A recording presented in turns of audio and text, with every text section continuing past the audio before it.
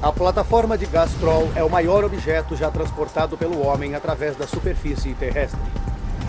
Mas no fundo do DNA de sua engenharia encontram-se conexões com alguns antepassados surpreendentes.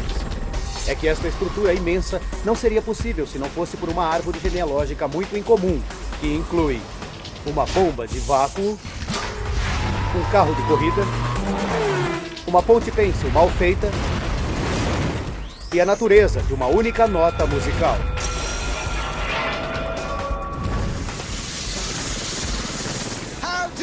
Qual é a conexão desses artefatos com uma das estruturas mais altas dos 7 mares?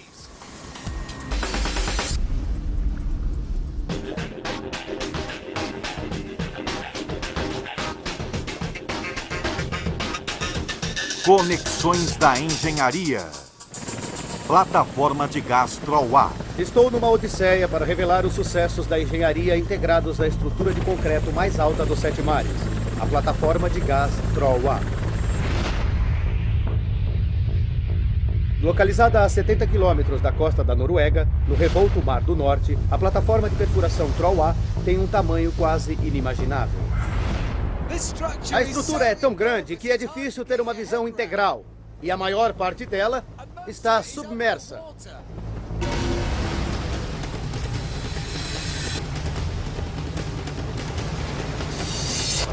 Estar aqui equivale a estar no topo do edifício Empire State, com o mar chegando até o 80º andar.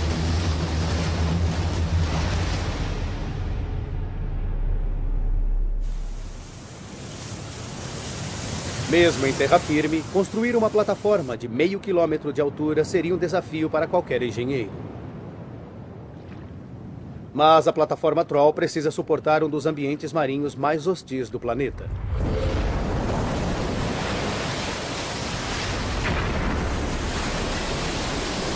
As pernas da plataforma serão castigadas durante toda a sua vida útil. Se quiser ter uma visão privilegiada delas, há apenas uma maneira: descer ao nível do mar 60 metros abaixo. Eu nunca voei de barco antes. Felizmente, o tempo hoje está bom. Não se pode nem descer o barco se as ondas forem superiores a 3 metros de altura. A plataforma Troll pode ser atingida por ondas de até 30 metros de altura, que chegam até a base da plataforma.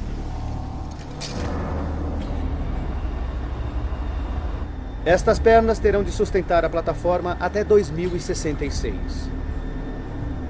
Elas precisam ser fortes, mas por incrível que pareça, também precisam ser flexíveis, ceder à força das ondas.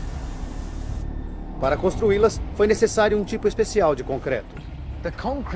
O concreto usado na plataforma tem suas origens num jardim, com um homem cujo único desejo era encontrar um vaso decente.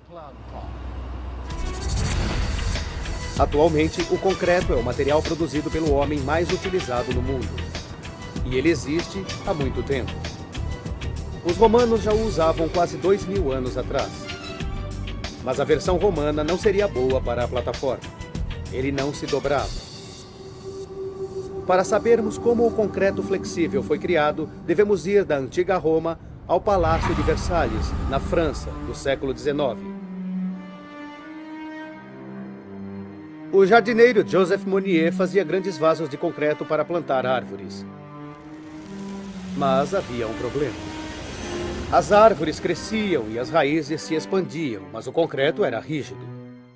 Joseph precisava criar um concreto que resistisse à força das plantas. Procurei o engenheiro Garrett Hughes para descobrir como ele fez.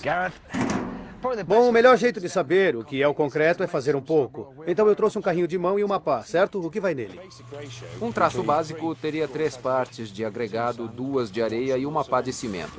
É ele que dá a resistência. Finalmente acrescenta-se água para unir tudo. Esse é o concreto básico.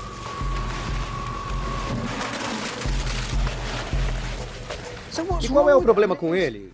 Com certeza é extremamente forte. É forte, mas somente em algumas aplicações.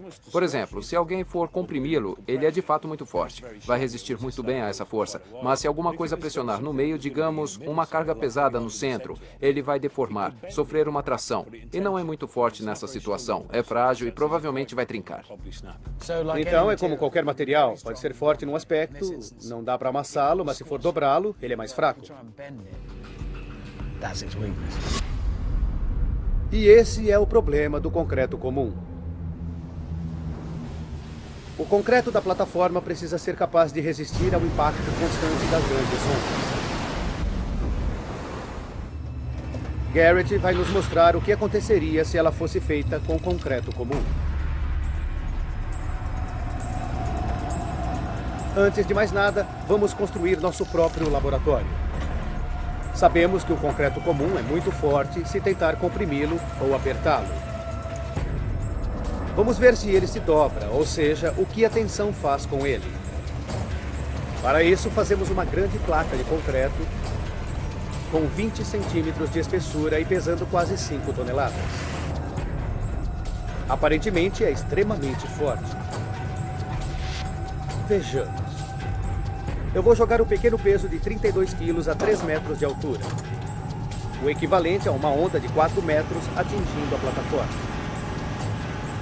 Naturalmente, se a plataforma fosse feita com algo assim, estaria perfeitamente segura.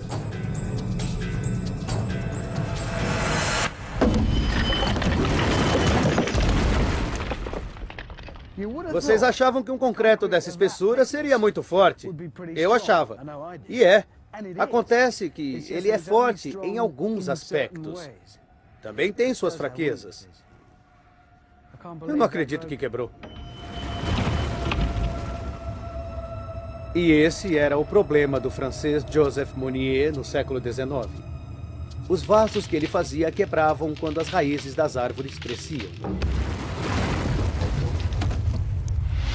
A solução de Joseph foi acrescentar um material de reforço que pudesse esticar e dobrar, compensando a fraqueza do concreto. Na época, ele usou ferro. Atualmente, usamos aço, mas o princípio é exatamente o mesmo. E é extremamente simples de fazer. Basta verter concreto em torno de uma armação de aço. O metal permite que o concreto se deforme e o concreto protege o aço dos elementos. Esta placa tem exatamente o mesmo tamanho da anterior, 20 centímetros de espessura. A única diferença é que é reforçada com 26 barras de aço. Neste teste, não vamos usar um peso que eu possa levantar. Essa é a placa que quebramos. Deve pesar um pouco. Embora não possamos lançar um objeto de 5 toneladas, desta vez a carga será 50 vezes maior que no teste anterior. Mas será que algumas barras de aço a mais vão impedir a quebra do concreto? Tecnicamente deverá funcionar.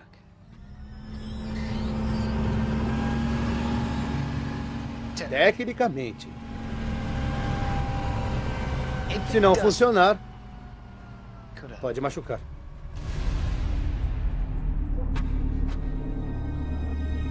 Por enquanto, está aguentando.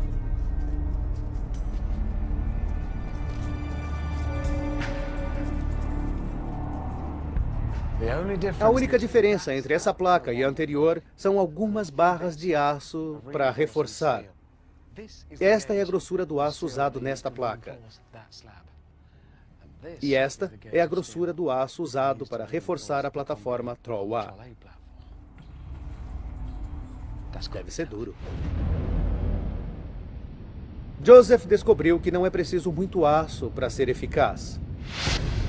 Mas por causa das dimensões da plataforma, a quantidade de aço utilizada foi equivalente a 15 torres Eiffel. O restante da estrutura consiste em um concreto relativamente barato, o suficiente para construir 2 estádios Wembley e meio. Agora, nem mesmo as maiores ondas podem ameaçar a plataforma. Mas a estrutura também precisa ser impermeável. A plataforma oca estende-se até o leito do mar, cerca de 300 metros abaixo das ondas. Com 2/3 da estrutura submersos, era preciso assegurar que o mar revolto ficasse fora da plataforma.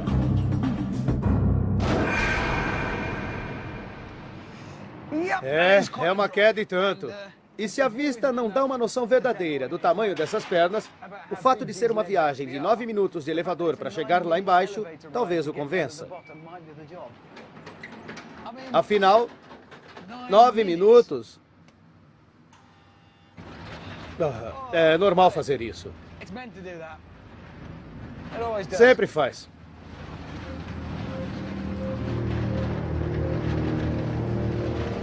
9 minutos para chegar lá embaixo. Como é longe!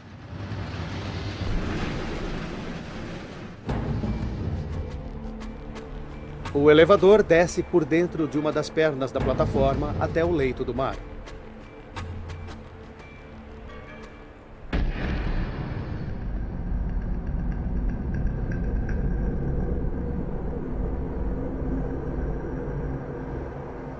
Estou no fundo de uma das pernas da plataforma. Ou seja, estou bem embaixo mesmo. O teto que eu consigo ver lá em cima não é o topo da perna. Na verdade, é 1/3 do caminho. São quase 3 vezes essa altura para chegar ao topo. Isso significa que eu estou no nível do leito do mar. E com a pressão imensa que a água exerce aqui, essas paredes precisam ser extremamente fortes. E também impermeáveis. A pressão externa é de cerca de 35 kg por centímetro quadrado na base da plataforma, a quase 300 metros de profundidade. Mas mesmo este concreto, com 2 metros de espessura, poderia falhar de forma catastrófica se houvesse alguma fraqueza. A questão é, como tornar impermeável uma enorme estrutura de concreto no meio do mar?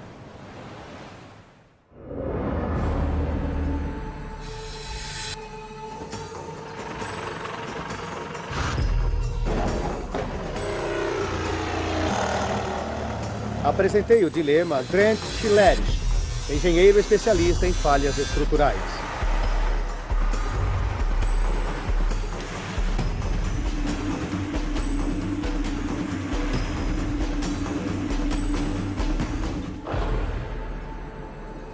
Grant e seus colegas criaram um teste para mostrar o que pode acontecer às pernas da plataforma se tivessem uma pequena falha. Primeiro, eles colocam uma pequena emenda em um grande recipiente plástico e o vedam. Em seguida, enchem o recipiente de água e aplicam alguma pressão, com explosivos.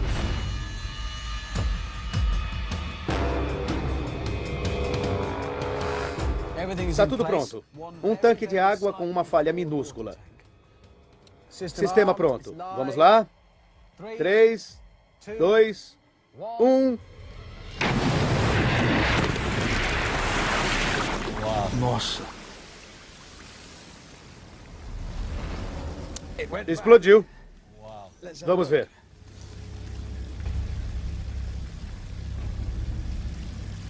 O que estamos procurando exatamente?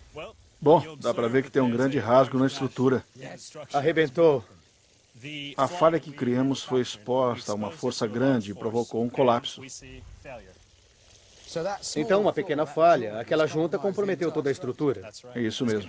Isso também acontece numa estrutura de concreto, em qualquer estrutura, e é o que queremos evitar.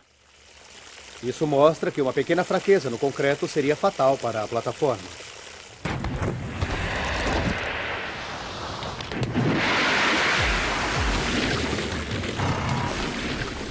Trincas ou juntas são linhas de fraqueza.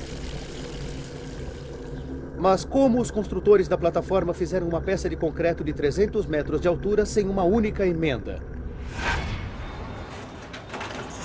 O segredo é construir sem parar. Dia e noite, chova ou faça sol. Decidi conhecer outra estrutura de concreto que está sendo construída com a mesma técnica para ver como é feito. Desta vez é uma usina energética na Inglaterra. Infelizmente, para isso, terei de fazer uma coisa que eu odeio. Vou ter que subir a 180 metros de altura numa pequena gaiola de aço. Você fica bem à vontade aqui, não? Sim. Não se incomoda nem um pouco? Na verdade, não. Ótimo, Não chegamos nem na metade. ótimo. Ótimo. Eu sei que parece alto lá de baixo. Daqui de dentro é muito, muito alto. O tempo todo fiquei pensando que esta chaminé de 180 metros tem menos da metade da altura da plataforma Troll A. Mas a técnica de construção foi exatamente a mesma.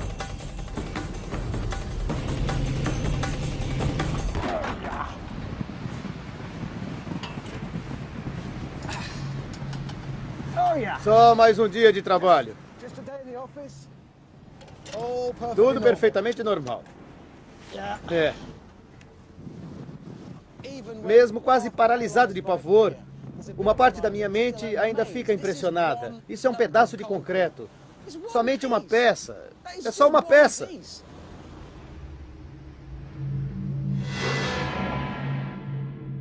E tudo se deve a um elevador de grãos à prova d'água construído pelo engenheiro C.F. Haglin, em Minnesota.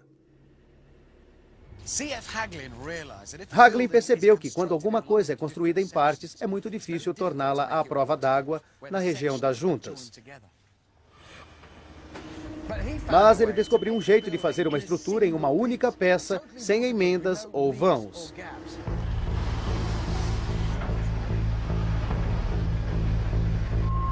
É incrível. Mas mesmo uma breve pausa na construção criaria uma emenda, o que seria uma fraqueza letal na plataforma. E o segredo de fazer estruturas altas sem parar é verter o concreto continuamente. Para isso, é preciso usar uma forma que suba juntamente com a estrutura. É um ciclo. O concreto é vertido e macacos hidráulicos ancorados na própria estrutura elevam a forma alguns centímetros para que a concretagem continue.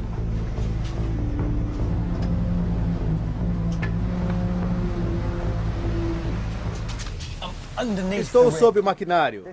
E esta é a forma que contém o concreto que está sendo vertido. Esta é a parte que foi levantada e este é o concreto fresco que foi exposto. Está se movendo agora. Vejam.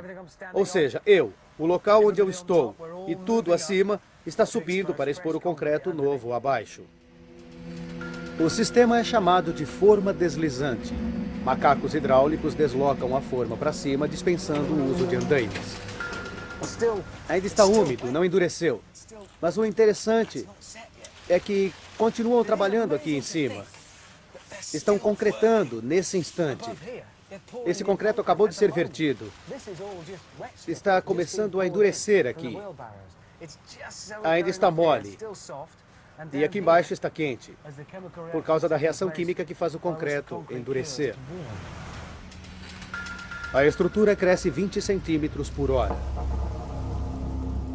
Foram necessárias 6 semanas para se fazer a chaminé de 180 metros. A forma deslizante é o método mais rápido de fazer grandes estruturas de concreto. Mas mesmo com o uso de formas ultra rápidas, a conclusão das pernas da plataforma levou quase um ano. Construídas dessa forma, as pernas da plataforma poderiam resistir à enorme pressão do fundo do mar. Mas a plataforma ainda enfrenta um perigo oculto em sua própria estrutura.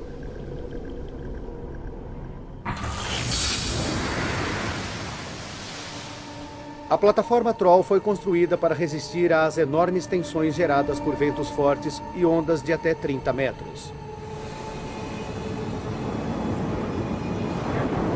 Mas ela enfrenta outro tipo de estresse que poderia ser igualmente devastador. Uma coisa tão simples quanto uma nota musical pode causar uma grande catástrofe.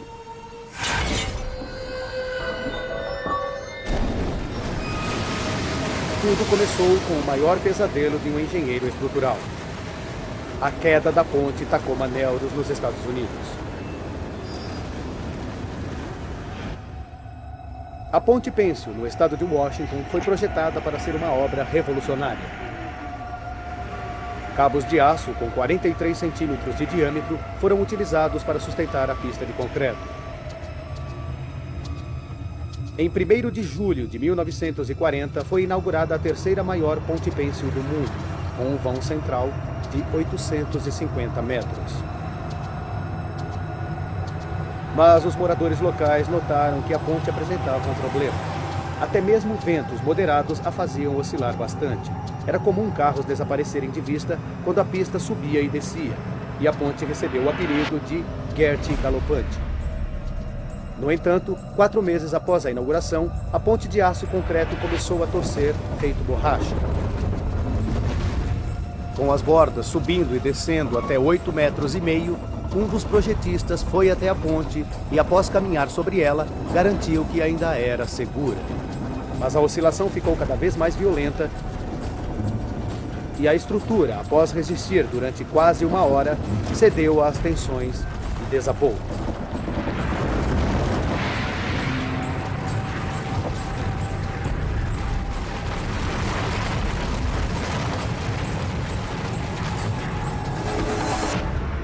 De modo surpreendente, a única vítima fatal foi um cão. O problema foi causado por um fenômeno chamado ressonância. Os projetistas da plataforma Troll enfrentaram uma ameaça igualmente perigosa. Quando submetido a um determinado tipo de tensão, até mesmo um concreto super forte pode desabar. E por ser localizada no revolto Mar do Norte, a plataforma Troll-A é vulnerável a um tipo específico de estresse, que se repete incessantemente: as ondas. Ao longo de 70 anos, a plataforma será atingida por mais de 180 milhões de ondas. Eu fiz a conta. Mas o maior perigo não está no tamanho delas, e sim no ritmo.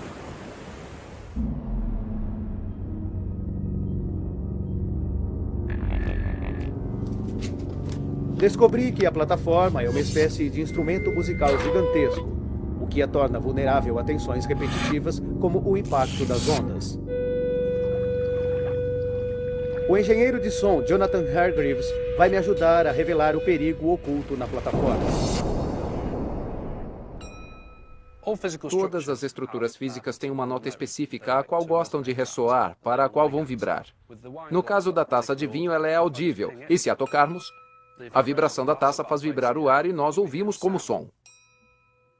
E todos os objetos têm essas notas? Sim, eles têm. Algumas são mais audíveis que outras. Assim, até mesmo a plataforma Troll tem uma nota própria, uma frequência na qual ressoa.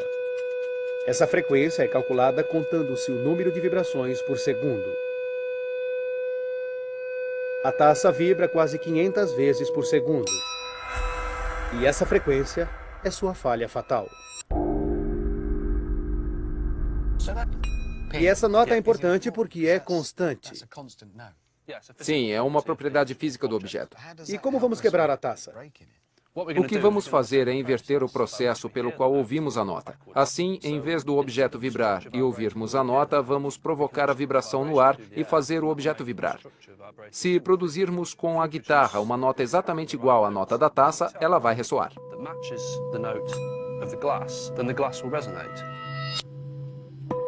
Isso significa que se reproduzirmos exatamente a mesma nota que a taça produz, podemos fazê-la vibrar, mesmo sem tocá-la. Isso se chama ressonância. No fim, a taça vai vibrar tanto que vai quebrar.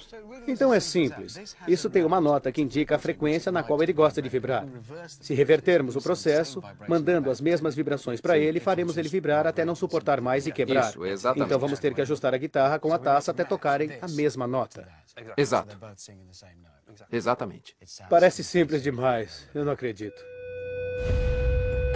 Para produzirmos a nota fatal para a taça, afinamos a guitarra para a mesma nota que a taça produziu.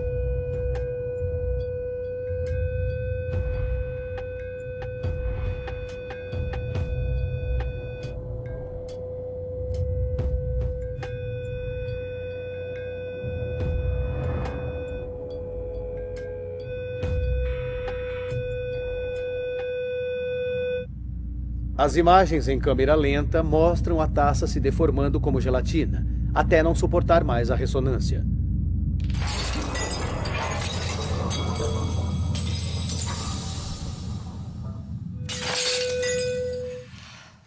Pelo que sabemos, isso nunca tinha sido feito com uma guitarra. Mas o princípio é exatamente o mesmo de uma cantora de ópera quebrando a taça com a voz. A questão agora é, qual é a relação entre isto e a Troll-A? O colapso provocado pela ressonância pode ser uma grande ameaça até mesmo para uma estrutura do tamanho da plataforma de gás Troll-A. As pernas de 300 metros são como enormes cordas de guitarra. Uma determinada sequência de ondas poderia provocar uma vibração ao longo de todo o comprimento. E assim, como na taça, se a estrutura ressoar demais em uma frequência crítica, poderá desabar. Mais de meio século após a queda da Ponte Tacoma, os engenheiros da plataforma Troll levaram o problema muito a sério. Eu fui falar com o projetista-chefe Ian Huggy.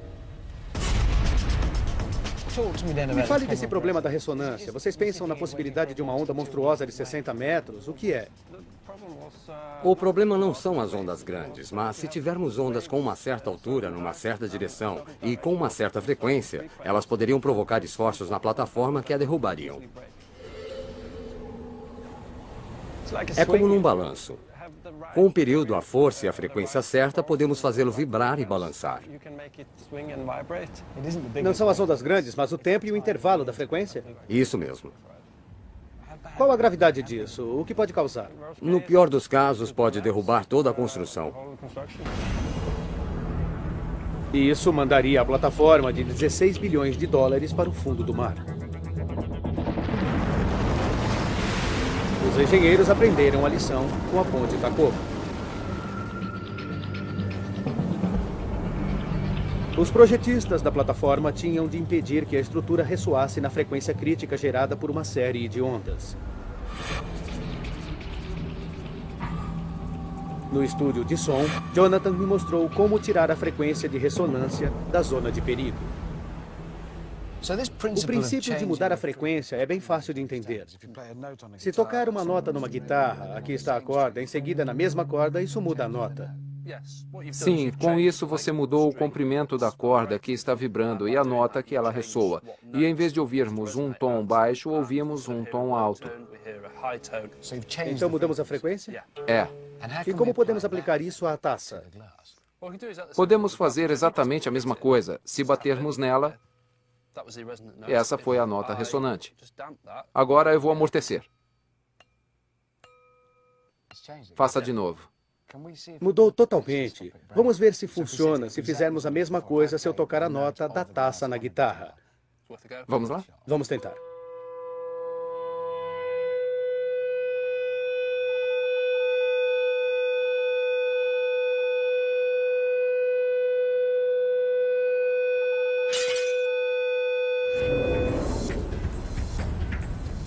Os construtores da plataforma usaram o mesmo princípio, mas sem o lápis.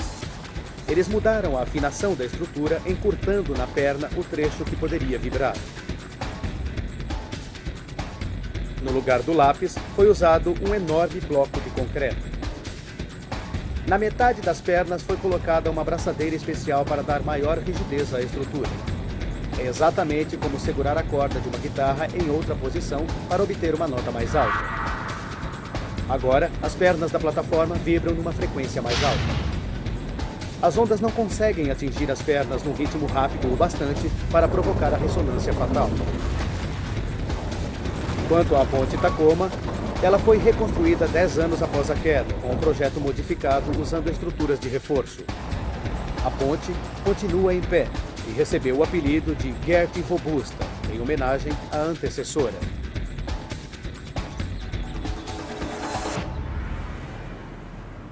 Com a plataforma protegida contra a ressonância, os engenheiros partiram para o desafio seguinte.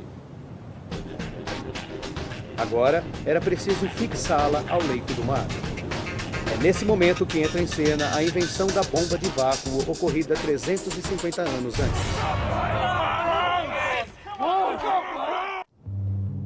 A plataforma de gás Troll é uma das estruturas mais altas do planeta, com mais de 450 metros de altura. Ela foi construída a 300 quilômetros do local onde está atualmente. As pernas e a plataforma principal foram construídas separadamente. Para encaixá-las, as pernas ocas de 300 metros de comprimento foram preenchidas com água, ficando quase totalmente submersas. Esse foi o momento mais arriscado da construção, com as pernas tendo de suportar uma pressão da água de 380 toneladas por metro quadrado. Outra plataforma, a Sleipner, não resistiu à pressão nessa mesma situação 5 anos antes. O colapso provocou um tremor de terra que chegou a 3 graus na escala Richter. Mas as pernas da Troll aguentaram firme. Em seguida, a plataforma foi posicionada acima das pernas a apenas 1 metro de distância. Lentamente, a água foi sendo bombeada para fora das pernas, elevando-as até a plataforma centímetro a centímetro. Um dia depois, a estrutura de 656 mil toneladas estava completa. Agora, todo o conjunto teria de ser elevado para passar pelos recifes que ficam entre o fiord e o campo de gás. Foram necessários 10 rebocadores para conduzir a plataforma semi-submersa através do Estreito Fiord. Foi o maior objeto transportado na superfície terrestre por seres humanos. Mas ainda tinha de ser fixado ao leito do mar, a mais de 300 metros de profundidade.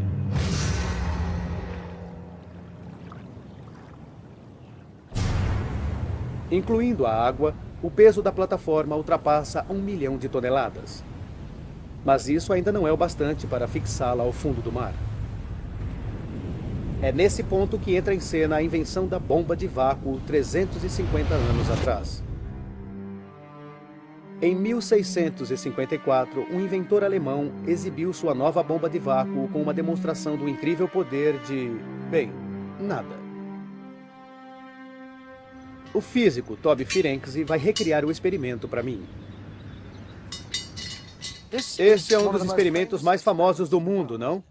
Com certeza. Eu não estou reclamando, mas eu esperava ver alguma coisa um pouco mais científica. É bem simples. São 2 hemisférios feitos de aço. Parece uma panela. É, basicamente. Não tem peças mecânicas dentro dela, nada piscando? Não, seria ótimo para um ensopado. O inventor Otto von Guericke queria testar o papel do ar na respiração e no fogo. Ele precisava criar um vácuo e inventou a bomba de vácuo. Para mostrar ao imperador alemão como funcionava a bomba, ele sugou o ar de uma esfera. Então é só isso? 3 partes? Exato. Então todas são fundamentais? Agora eu ponho a parte de cima assim. Então, a parte crucial do experimento, a bomba de vácuo. Ela simplesmente suga o ar. É o que cria o vácuo. Exatamente. Certo. Eu vou ligar e agora está sugando. É a única coisa que une as duas metades, a retirada do ar? Sim, agora há menos ar do lado de dentro do que do lado de fora. Para reproduzir o experimento de von Guericke, precisamos de outro ingrediente. Cavalo. 3, 2, 1, puxem! Mas não temos cavalos. Temos jogadores de futebol americano. Eles vão me ajudar a provar que nada é mais forte que um time de futebol. Mas somente se o nada estiver no lugar certo. Vamos lá, pessoal, puxem! Força! Von Guericke reuniu 2 grupos de cavalos para separar os hemisférios. E é isso que esses atletas vão tentar fazer. Acho que estão prontos. Então é isso? É. Não tem nada aí dentro? Precisamos de uma ajuda aqui. Vocês, podem vir aqui? Por favor! Hora de mostrar a força! Vamos lá, rapazes. Eu quero 2 de um lado e 2 do outro para começar. Vamos devagar. Segurem a corda. Preparar. Puxem! Com toda a força, rapazes. Não tem nada aí. A única coisa que está segurando é o vácuo que criamos. Força! Olha só os rostos deles. Mais 2 homens aqui. Vamos! Puxem! Puxem com força! Não tem nada aí! Podem entrar os últimos! 1, 2, 3! Agora está ficando sério. Sabem o que tem nessa esfera? Nada! Olha o tamanho desse cara aqui. Ele é um sujeito forte, bem forte. E está sendo derrotado por nada. É verdade. Não há nada dentro da esfera. Mas, por ser um gás, o ar flui ao redor de toda a esfera, criando uma pressão de quase 1 kg por centímetro quadrado nas duas metades, deixando-as unidas. É como segurar um peso de 70 quilos na palma da mão. A única coisa que mantém isso unido é a diferença de pressão. Não há ar no interior da esfera e há muito ar do lado de fora. Por isso a diferença de pressão é enorme. Então tudo depende da diferença de pressão. Não importa a quantidade, mas tem mais pressão do lado de fora do que do lado de dentro. Exato. Vamos lá, gente! Mais força! Vamos! Os 16 cavalos de Von Guericke também não conseguiram. Tudo bem, podem parar, o tempo acabou, foram derrotados. Vamos dar uma olhada nisso, porque eu quero fazer uma coisa. Pronto? Foi fácil. Um sujeito magrinho como eu, quando todos falharam. Esse é o poder do vácuo. E foi assim que prenderam a plataforma de Gastrol ao fundo do mar, usando absolutamente nada. Minhas pesquisas mostraram que os projetistas usaram uma versão do século XXI dos hemisférios de Von Guericke para prender a plataforma ao fundo do mar.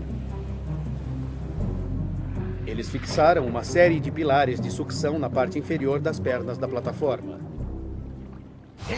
Este é o modelo do pilar de sucção. Claro que o verdadeiro é bem maior que este, umas 40 vezes maior. Mas é basicamente isso. Um copo comprido, aberto deste lado, e em cima, na parte fechada, uma peça fundamental, com uma válvula que torna tudo possível.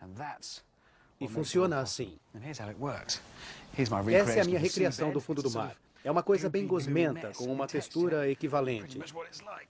Então, se colocarmos isso com a válvula fechada, vai parecer um copo.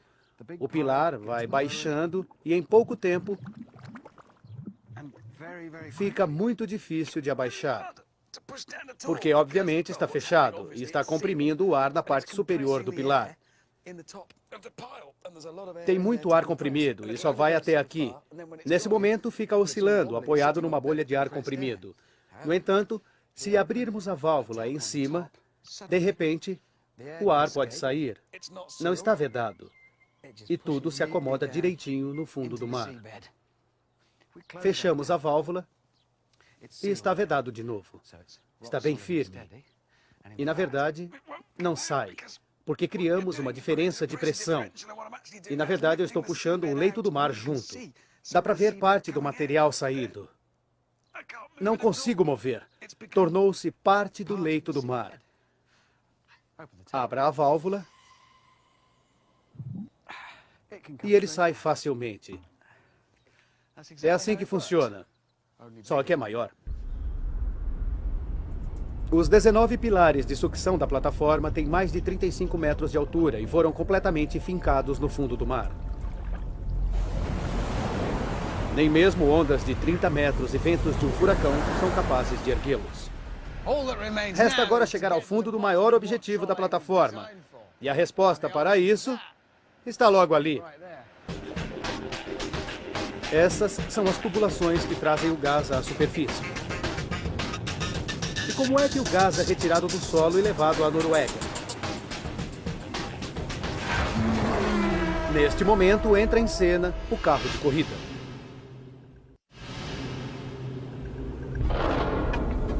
Quando a plataforma de Gastrol A perfurou pela primeira vez o leito do Mar do Norte há 10 anos, encontrou uma reserva de gás que saiu com a própria pressão. O gás chega à superfície e atravessa 70 quilômetros de tubulações até o continente. Mas após 10 anos, a pressão do gás está caindo. Esta garrafa representa o campo de gás, e o refrigerante é o gás. Claro que quando perfurarem para valer, a pressão é enorme, e tem um jeito de gerar pressão aqui usando isto. Debaixo da tampa, pus umas balas comuns. Foram coladas aqui. Quando eu furar, elas vão cair, liberando todo o dióxido de carbono de uma só vez, criando uma pressão enorme. Claro que não existem balas gigantescas suspensas numa tampa no fundo do mar, mas é só para mostrar a pressão. Eu vou fechar a tampa. É melhor não tentarem fazer isso em casa. Mas foi assim que descobrimos que funciona. Agora eu vou perfurar o meu campo de gás. Eu tenho uma boa ideia do que vai acontecer. E vocês vão ver. Isso vai ilustrar. Furando. Atingimos o campo de gás e lá vai ele.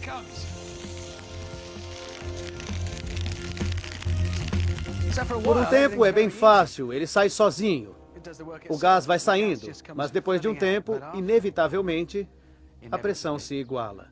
A pressão interna fica igual à externa e ele não sai mais. A única solução é sugar. Nesse caso, é uma alternativa bem doce. Mas no caso real, é complicado, trabalhoso e caro. Os engenheiros procuraram uma solução e a encontraram em um carro antigo.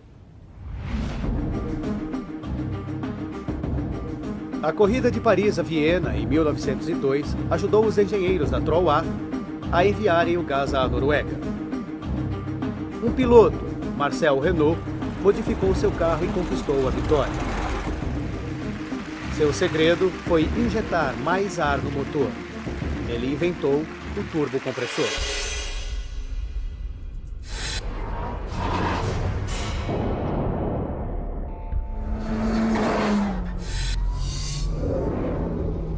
Este é um carro muito mais veloz do que o do Marcel Renault, mas tem um turbocompressor que usa exatamente o mesmo princípio criado em 1902.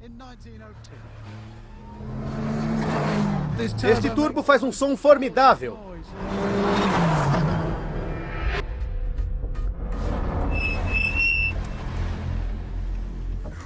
A invenção de Renault foi levada a extremos, mas faz basicamente a mesma coisa.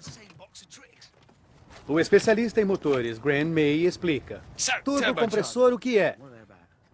É um ventilador, um pequeno compressor. O motor trabalha com ar e combustível, que é inflamado e explode. E é de onde vem a potência? Colocamos o compressor, ele injeta mais ar no motor, que explode mais. Esse é o verdadeiro, não? É o que tem aí dentro. Então tem um aí dentro e esse pequeno ventilador faz toda a diferença no motor tão grande e complexo?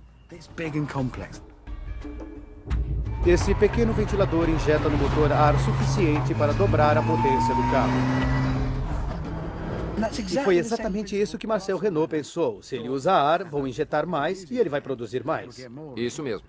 E tudo se resume a isso. Isso. Nada mais simples. Mas como um motor envenenado ajuda a plataforma a tirar gás do solo. Uma coisa que devem saber sobre ventiladores: quando sopram, eles também sugam.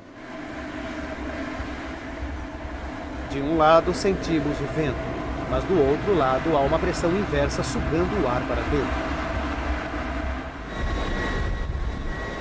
A plataforma utiliza ventiladores para sugar o gás da terra por meio dessas tubulações. Essas são as artérias do gigante, ligadas ao coração, no caso, os compressores. O ventilador não é uma coisa complicada. Ele cria um fluxo gasoso. Tem um ventilador aqui e ele está funcionando. Não dá para ver porque é ar, mas podemos ver o trabalho que ele faz se eu erguer uma coisa nele. Esta bola. Ela fica suspensa, sem dificuldades, mas todo ventilador tem um limite para o que é capaz de fazer. Se eu puser uma coisa mais pesada, vejamos o que acontece. É só um pacote de farinha. Não. Esse pacote pesava meio quilo. Os ventiladores na Troll A são capazes de mover o equivalente a 900 desses por segundo.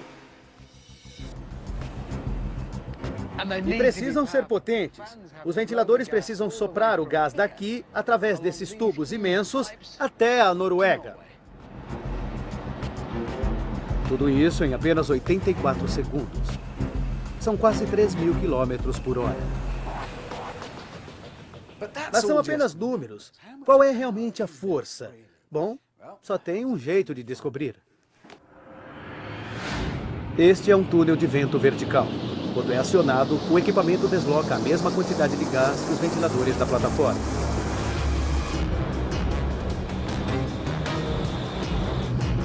Até onde ele vai me levantar?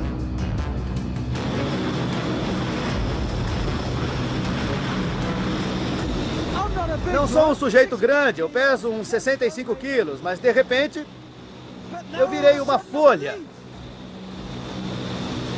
E pequena.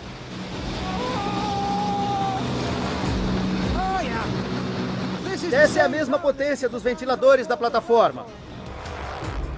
A cada segundo, os ventiladores da Troll A deslocam mais de 1 tonelada de gás. Incrível o que um ventilador pode fazer!